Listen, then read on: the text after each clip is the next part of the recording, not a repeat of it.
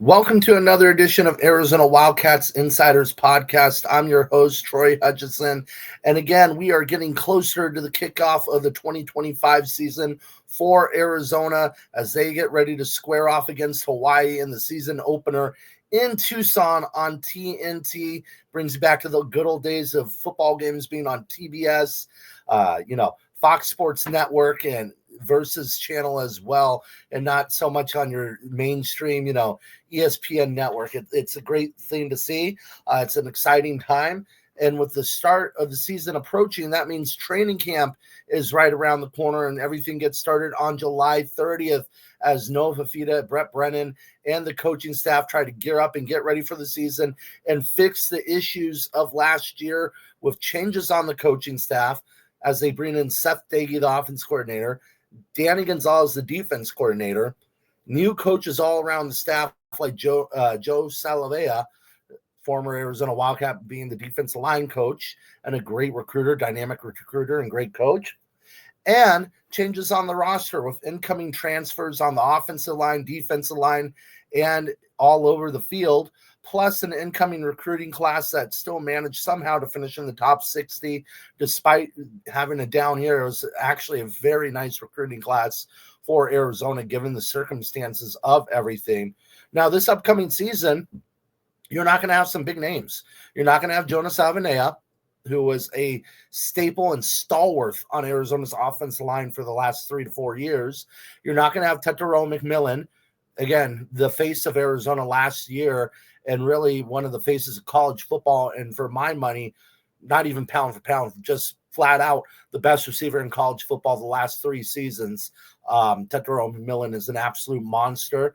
And you're not going to have Ja'Cory Krosky-Merritt. You only had him for 1 game last year. So Arizona fans really didn't get to see him very much.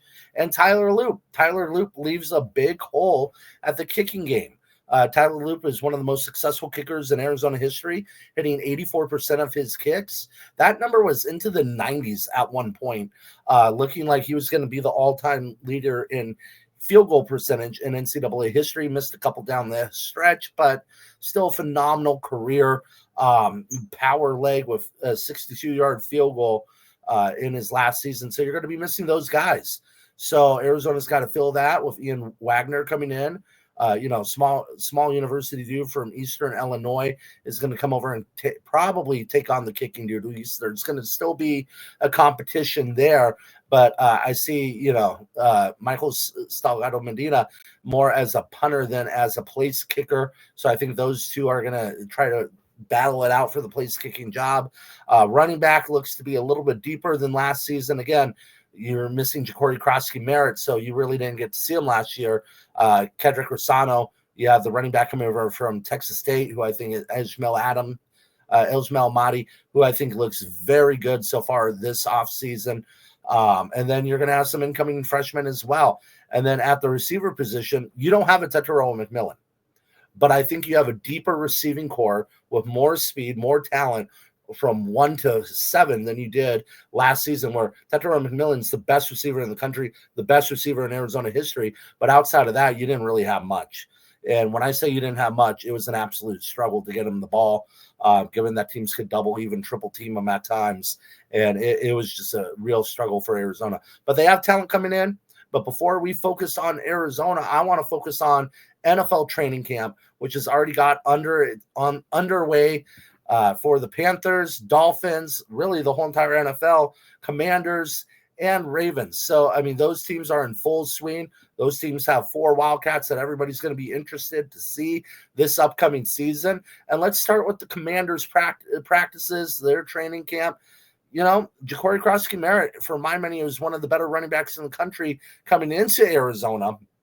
Obviously, things didn't work out with the ineligibility of his college eligibility issues that the NCAA really never corrected. And by game 9 or 10, it was clear that he wasn't going to play last season, ran out of eligibility, still was with the practice squad. But to me, he was kind of like Kadeem Carey, but a little bit faster, in a sense of he could break a tackle, but he has that breakaway speed. Obviously, he is not a Kadeem Carey in U of A history, But this guy has NFL talent, despite not even playing last year out of 11 games, 11 out of 12 games. He managed to get drafted in the 7th round, and I think that's a testimony to his work ethic. I think it's a testimony to how he was able to work with the team despite not playing at all. He was with the practice squad getting them prepared. And just his NFL combine, the guy's a monster. I think he's a dual threat running back. In terms of dual threat, what I mean is he could catch it out of the backfield and be a run game guy and a run stopper.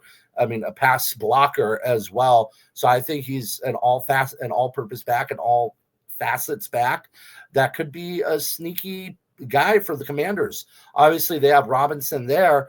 They're pretty good at running back, but I think he could be that number 2 back and see some serious playing time this year.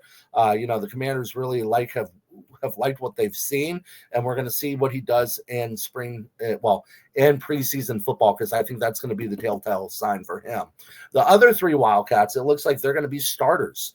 Now let's start with Tyler Loop. In terms of the Baltimore Ravens, the kicker necessarily doesn't start, but you win the starting job because you're going to be in kicking formation and stuff like that throughout the year. They cut Justin Tucker.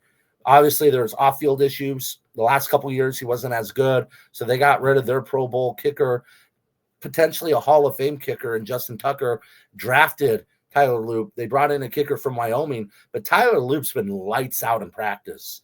Just the other day, he went 10 for 10 and hit a 62-yard field goal. I think he's missed one all of training camp.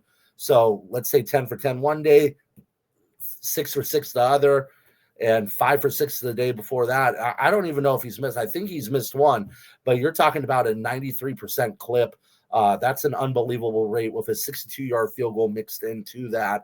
I think he's going to win the starting job. I think this training camp is going to be really important for him and also preseason football. But you're looking at the long line of really good kickers in Baltimore. He could be that next guy, and I think he could have a long 7, 8, 9, 10, 11-year career in the NFL, maybe not necessarily with the Ravens, but in terms of lasting in the league like Nick Folk has all these years. Now we're going to fast forward to Miami Dolphins training camp, and Jonas Salvanea being a 2nd-round pick, there's a lot of expectations. There's potential starting expectations. When you look at Miami's line and all the hits that Tua sustained last season, some of that being his own fault, there's always going to be a chance for anybody to take over a starting job. And although he played tackle at Arizona, it looks more and more clear that he's going to play guard at the NFL level. And to me, he is a guard. I think he could have around a 10, 13-year career playing right or left guard in the NFL. You're talking about one of the most powerful offensive linemen with a quick first step, high IQ, very athletic, and just knows what he's doing, and a great team guy. And those guys usually last a long time in the league. He's massive, but he holds his size well, and he moves with his size well. Just the other day in training camp with the Miami Dolphins, they have a tackle that's 6'6". The name's escaping me right now, 300+ pounds. And their reporters are saying in the first couple plays of practice, Miami was able to hit explosive plays at 20+ yards. A couple of them were runs, and it all started with Jonas Salvanea at the right guard position. He just drove him back, 6'6", 300+ pounds, and he's driving him back, taking him to his seat like it's nothing. That's incredible. You don't see that a lot of the time when rookies are getting into the league, but he's already turning heads, and he's already bonding with Tua Tagovailoa. They have a good relationship already. They act like brothers already. All the line on the starting line, the veterans, talk about him and how impressive he's been. As he continues to mature and grow, you're going to be looking at a guy that I think could be starting week 1. And then lastly, let's talk about Tetairoa McMillan and the Carolina Panthers. I don't care what Steve Smith has to say about his inabilities. Tetairoa McMillan was the best receiver in this draft class. For my money, he's the best receiver in a draft class in the last 3 years. No offense to Malik Neighbors. No offense to Marvin Harrison Jr. Tetairoa McMillan's the better receiver. He is a Larry Fitzgerald talent.